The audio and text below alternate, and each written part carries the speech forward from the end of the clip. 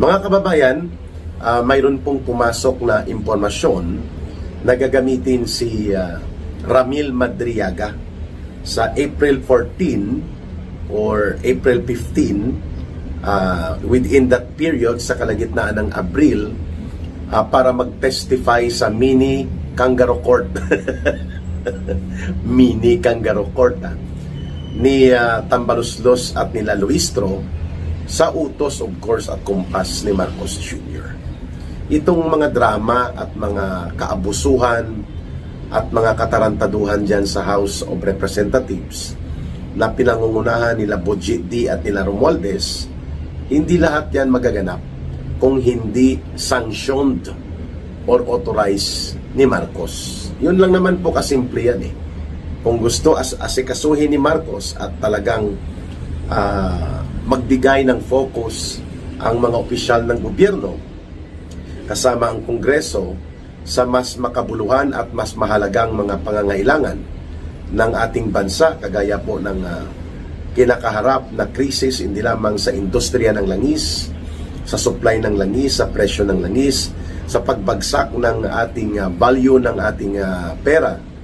Maabot na po sa 60 pesos, 60.67 ang huling palitan ng 1 peso per $1.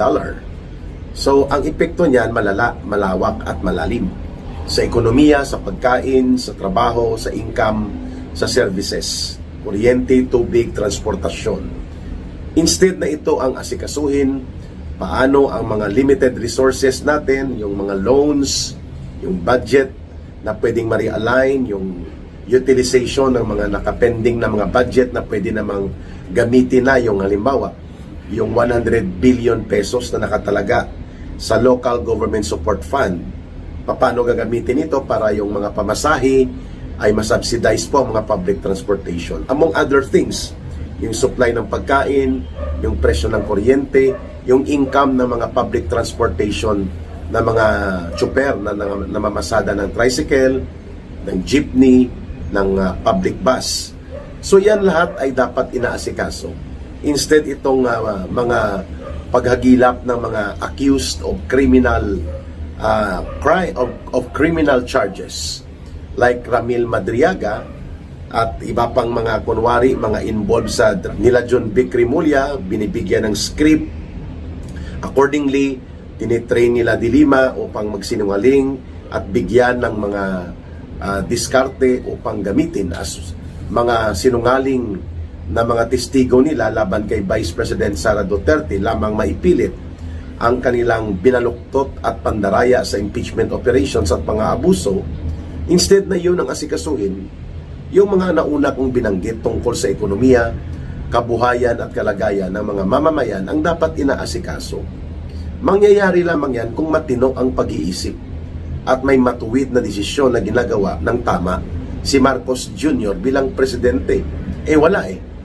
Kaya itong mga sindikato at mga utak kriminal magnanakaw na mga buayang politiko, sana ayaw ko nang magmura, no? Ayaw ko na rin pumuna, pero hindi natin mapigilan dahil kahapon lang 134 pesos na po ang nadaanan ko nang bumalik ako dito sa Pilipinas, sa Maynila, ang diesel at 102 ang gasolina.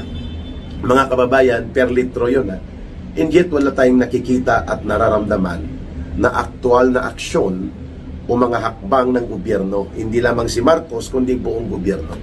The way the government moved and cooperated and functioned efficiently sa gitna ng malalaking krisis na kinaharap natin noon, kagaya ng COVID-19 pandemic na pinamunuan ni Pangulong Duterte, ang whole of government approach and whole of nation participation. At ganoon din po sa Marawi War, sa ISIS, Mauti, Abu Sayyaf Group na hinarap ng gobyerno. So ang lahat ng mga krisis na pinagdaanan natin during the time of former President Rodrigo Duterte, mga kababayan, maayos na hinarap ng gobyerno dahil matino, decisibo at matuwid ang direksyon pamunuan ng gobyerno. Samantalang ito, ang inaasikaso nila magpa-witness sa isang itinuturo ng PNP noon several years ago lang na highly organized criminal group itong Madriaga Group, involved sa kidnap for ransom, sa gun for hire operations, assassination, murder, and gun running. According ito sa monitoring ng Philippine National Police. Subalit ngayon, gagamitin nila ito. Ang tawag nga ni Congressman Rufus Rodriguez, polluted criminal witness yan eh. Ibig sabihin, iba ang intensyon nitong Madriaga Group, pera, at para maka-absuelto at makalibre sa kinakaharap na kasong kriminal, mga kasong kriminal. Now, we have to expose this kasi po, the minimum objective in the demolition job using the impeachment process nila Marcos at Romualdez is to attack the integrity, destroy the credibility, and malign the personality. Pakasamain po nila ang pagkatao ni Sara Duterte na nangungontrata ng killers at gumagamit ng mga gun for hire o kaya criminal groups sa kanyang operations bilang Vice President. Doon papunta ang script na yan, no? Bagamat scripted yan, pero kapag ginamit yan sa maruming laro ng propaganda, mayroon pong maluloko at mayroon pong malilinlang ang ganyang taktika. And that is exactly why Marcos consents, pumapayag siya dito sa kademonyuhan na ginagawa sa House of Representatives at the expense na napapabayaan at hinahayaan na lumala at lumubha ang krisis ng bansa na siya dapat na inaatupag, inaasikaso at nakapokus ang pamunuan ng buong makinarya ng gobyerno sa kasalukuyan dapat. Yun. So the Madriaga gimmick is no different doon sa ginawa ni the Big Joke Trillanes nang ginamit niya si Bicoy, itong alias Bicoy na later on itinuro niya ang handler at financier niya si Trillanes. At kamakailan lamang nahuli po ito si alias Bicoy sa bisa ng warrant of arrests, 3 counts of murder yata. 3 counts of murder and carnapping, no? Yung rent a car tangay na krimen. Yan po ang mga Bicoy talent ni Trillanes noon nang inilabas niya ang totoong narco list.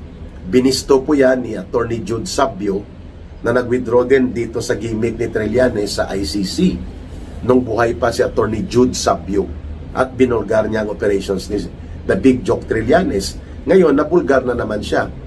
Hindi lamang dito sa 18 former soldiers na itinuro siya as facilitator and handler ng mga bogus at illegal na ICC investigators activities noong nakaraang taon 2024-2023 at tumanggap ng pera. Accordingly, di umano ay millions of pesos. Pati ang pagpa-convert to dollar na nagkakahalaga ng $2 million, almost 110 million pesos na panimulang panunuhol, no, pang bribe sa mga ICC investigators and panel of representative ng ICC prosecutors na illegal na pumasok at nag-operate sa sovereign country like the Philippines na wala na silang treaty authority or jurisdiction.